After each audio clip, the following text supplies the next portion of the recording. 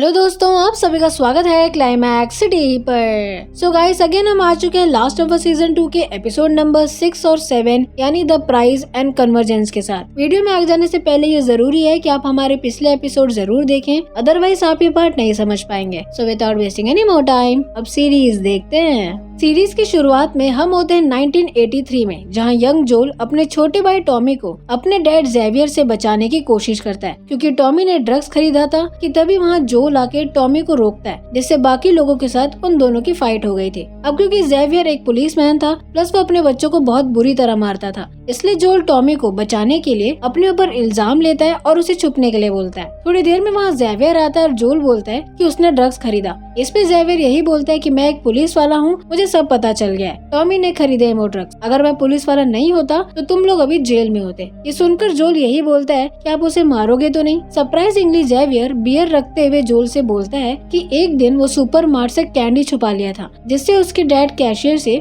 Xavier को माफी मंगवाते और घर जाते ही उसे इतने जोर से मारते जिससे उसके मुंह में 2 महीनों तक टाके लग गए थे। साथ ही जेवियर रिवील करता है कि वो शायद जोल और टॉमी को ज्यादा मारता हो, लेकिन वो अपने डैड से बेहतर है। जाने से पहले जेवियर जोल को यही बोलता है कि तुम मुझसे अच्छा डैड बनना। सीन शिफ्ट होता है और हम आते हैं उस वक्त जब जोल और एली जैक्सन सिटी में आए हुए 2 महीने हो चुके थे। जोल एली की बर्थडे के लिए गिफ्ट रेडी करता है, जिसमें वो गिटार में एक इंसेक्ट जो कि एली का फेवरेट था उसे बना रहा होता है। इतने में टॉमी वहाँ एली को लेके आता है, क्योंकि उसका हाथ किचन में जल गया था। बातचीत के दौरान एली अकेले में जोल को बताती है कि उसे हाफ स्लीव्स पहनने, इसलिए वो इन्फेक्टेड बाइट का मार्क्स हटा रही थी। जोल उसे हक करता है और उसे शांत करता है। खैर, अगले दिन जोल एली के बर्थडे के लिए केक और उसे गिटार गिफ्ट करता है, प्लस एली के कहने पर वो गिटार भी बजाता है। सीन अगेन शिफ्ट होता है और हम आते हैं 1 साल बाद, जहां अगेन एली का 16 बर्थडे था। इस बार जोल एली को एक म्यूजियम में लेके जाता है जो पूरी तरह सेफ और खाली था। एली वो ट्रिप बहुत एंजॉय करती है, जहां वो डायनासोर के स्टैचू में चढ़ती है। साथ ही जोल की हेल्प से एली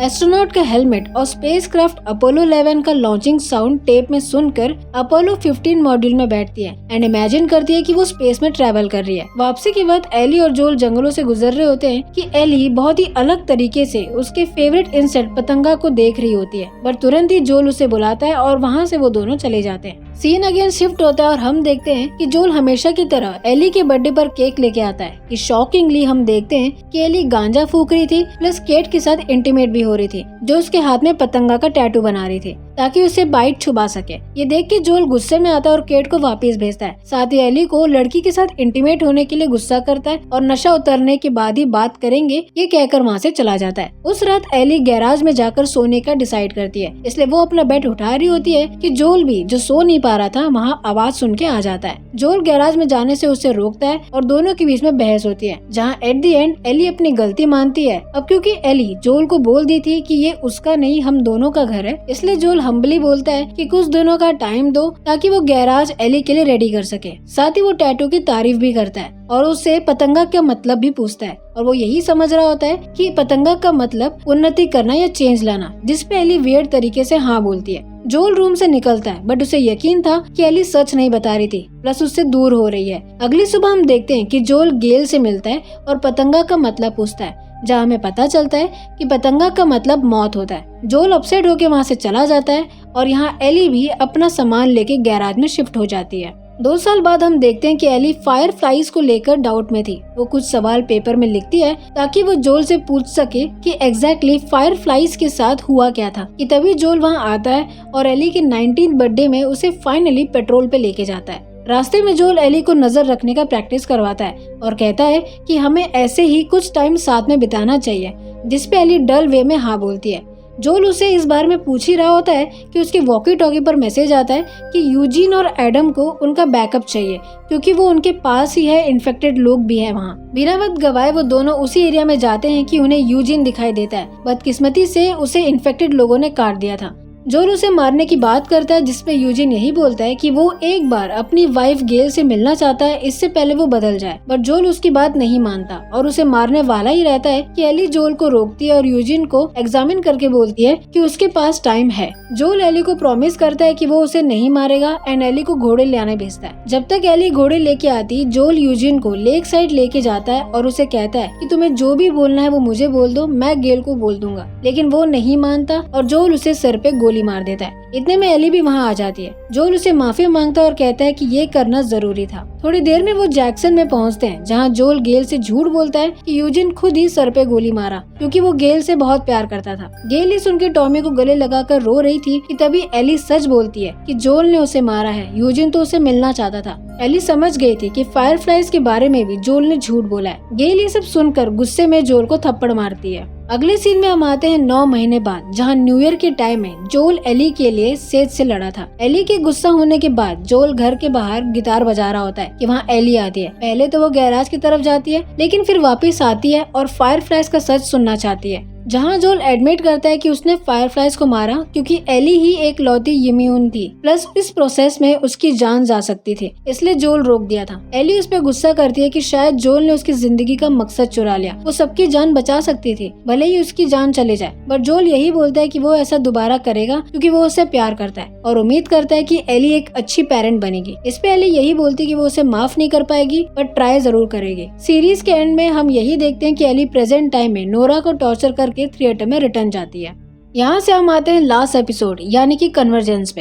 एपिसोड की शुरुआत में हम देखते हैं कि जेसी डीना के पैर से एरो निकालता है। पेन होने के कारण जेसी डीना को ड्रिंक पिलाने की कोशिश करती है, लेकिन वो स्ट्रिक्टली मना कर देती है, जो कि जेसी के लिए शॉकिंग बात थी क्योंकि वो ऐसा कभी नहीं करती थी। एनीवे, डीना ड्रेसिंग रूम में आराम कर रही होती है और जेसी पहरा दे रहा होता है कि वहाँ एली नोरा को टॉर्चर करके आती है। जेसी उससे पूछता है कि वो कहाँ थी, लेकिन एली को जवाब नहीं देती और सीधा डीना से मिलने जाती है। डीना से मिलते ही एली रिवील करती है कि वो नोरा को टॉर्चर करके आई है, जिससे एबी के बारे में बस उसने वेल एंड व्हील कहा, जो एली को समझ नहीं आया। लेकिन एली को नोरा के साथ किए हुए हरकत से बिल्कुल अच्छा नहीं लग रहा था, बट डीना उसे संभालती है और उसके जख्म पोंछ रही होती है। प्लस एली ये भी रिवील करती है कि जोल ने ही एबी के फादर और फायरफ्लाइज को मारा था उसे बचाने के लिए। ये सुनकर डीना थोड़ा शॉक में आती है और वापस घर जाने की बात करती है, जिसपे एली मान जाती है। सीन शिफ्ट होता है और हम देखते हैं कि अगले दिन एली और जेसी टॉमी को ढूंढने जाते हैं। एली के जाने से पहले डीना उसके हाथ में ब्रेसलेट बांधती है गुड लक के लिए। जैसे ये देखकर एली को डीना के साथ रुकने बोलता है, क्योंकि टॉमी ज्यादा दूर नहीं है और शाम तक वो वापस आ जाएंगे। लेकिन स्टिल एली जेसी के साथ जाती है। रास्ते में दोनों के बीच में आर्गुमेंट चालू हो जाता है, क्योंकि पिछले रात जेसी समझ गया था कि डीना प्रेग्नेंट है, क्योंकि उसने ड्रिंक नहीं ली थी, प्लस उसने कहा कि वो मर नहीं सकती। समय जेसी भी समझ गया था कि डीना और एली के बीच में कुछ चल रहा है। वो एली से इसलिए भी गुस्सा होता है क्योंकि अब उसकी वजह से सभी एक वॉर जोन में आ गए थे, जिसकी वजह से अब जेसी को भी अपने बच्चे को सिएटल से निकालना पड़ेगा और खुद को भी जिंदा रखना पड़ेगा। एनीवे, बारिश इतनी तेज गिरने लगती है जिसकी वजह से वो दोनों एक जगह रुकते हैं कि वहाँ वुल्फ गैंग एक टीनेजर सेराफाइट लड़के के पीछा करते हुए आ गए थे। जेसी और एली छुप के सब देख रहे होते हैं, जहाँ वुल्फ गैंग उस बच्चे को बुरी तरह असॉल्ट करते हैं और वहाँ से लेके जाते हैं। एली ये देख नहीं पा रही थी और उनसे लड़ने के लिए जाती है, लेकिन जेसी उसे रोकता है कि ये उनकी जंग नहीं है, प्लस वो 6 लोग हैं और वो सिर्फ 2, जिससे ना चाहते हुए भी एली चुपचाप जेसी के साथ बुक स्टोर की तरफ जाती है, जहाँ टॉमी था। दूसरी तरफ हम देखते हैं कि वुल्फ गैंग का हेड आइजक काफी अपसेट रहता है और अपने एक लेडी मेंबर से एबी के बारे में पूछता है, जो कि कल रात से गायब है। वो लेडी यही बोलती है कि एबी के अलावा उनके पास पूरी गैंग है। इस पे आइजक यही बोलता है कि एबी ही है जो सबको लीड कर सकती है, वो भी हमारे बाद। लेकिन वो लेडी मेंबर ये नहीं मानती क्योंकि वो भाग चुकी थी। यहाँ एली और जेसी बुक स्टोर में आते हैं, लेकिन वहाँ टॉमी नहीं होता। अब क्योंकि सामान पूरा फैला हुआ था, इसलिए वो समझ गए थे कि समवेयर टॉमी उन्हें ढूंढने गया है। जेसी और एली वहाँ थोड़ी देर बैठे थे, जहाँ दोनों के बीच में कन्वर्सेशन होता है और ये रिवील होता है कि जेसी एल्बर्टा से आए ग्रुप में से एक लड़की से प्यार करने लगता है। वो लड़की उससे अपने साथ मैक्सिको आने बोलती है, बट जेसी नहीं जाता क्योंकि वो जैक्सन और उनकी कम्युनिटी के साथ लॉयल रहना चाहता था। प्लस मरिया को भी लग रहा था कि नेक्स्ट हेड काउंसिल वही होगा। साथ ही वो ये भी कहता है कि वो डीना से प्यार करता है, लेकिन एली जितना नहीं। मैक्सिको वाली बात सुनकर एली उसे टॉन्ट मारती है। इतने में रेडियो में उन्हें खबर मिलती है कि वुल्फ गैंग को एक आदमी स्नाइपर से मार रहा है, जो और कोई नहीं टॉमी था। इसलिए वो दोनों क्लियर व्यू के लिए ऊपर जाते हैं।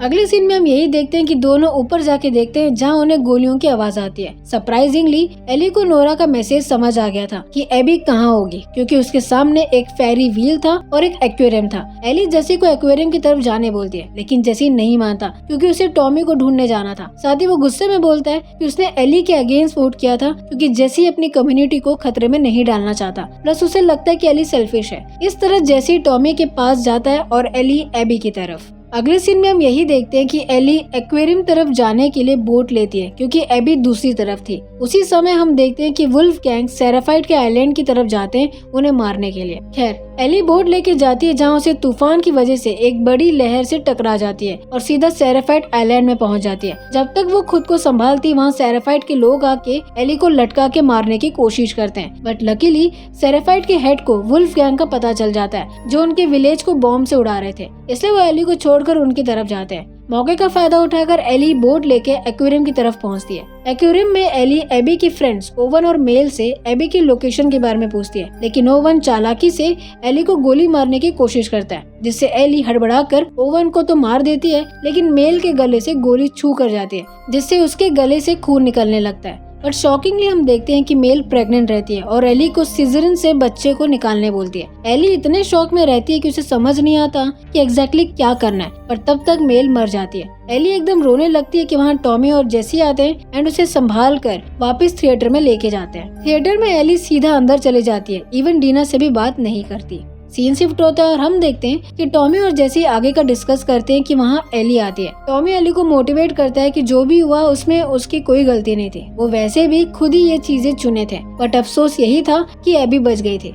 अब क्योंकि टॉमी जेसी और एली के बीच का टेंशन जान चुका था, इसलिए टॉमी वहाँ से चला जाता है। मौका देखकर एली जेसी को थैंक यू बोलती है कि वो वहाँ पे आया। इस पे जेसी यही बोलता है कि उसका मन नहीं था, बट फिर भी वो आ गया। दोनों नॉर्मल हो ही रहे थे कि उन्हें गोलियों की आवाज आती है। भाग के देखने पर उन्हें एबी दिखाई देती है जो अपने दोस्तों को बदला लेने आई थी। इससे पहले एली कुछ करती वो जेसी को सिर पे गोली मारकर मार डालती है और अब टॉमी को मारने वाली थी। एली एडमिट करती है कि उसी ने ही एबी के फ्रेंड्स को मारा है और इसी वजह से वो टॉमी को छोड़ दे कि अचानक हमें गोली की आवाज आती है। सीरीज के एंड में हम यही देखते हैं कि 3 दिन पहले वुल्फ के बेस में जहां मैनी एबी को नींद से उठाता है और दोनों आइसिक से मिलने जाता है, और इस तरह हमारा सीरीज यहीं खत्म होता है। सो गाइस, ये था हमारे लास्ट ऑफ सीजन 2 के सारे एपिसोड्स। आई होप आपको ये सीरीज अच्छा लगा होगा, और अगर अच्छा लगा है तो मेक श्योर कि आप इसे लाइक करें, शेयर करें, अपने फैमिली फ्रेंड्स को सब्सक्राइब करें और कमेंट करना मत भूलिएगा। मिलते हैं नेक्स्ट वीडियो में, तब तक के लिए गुड डे।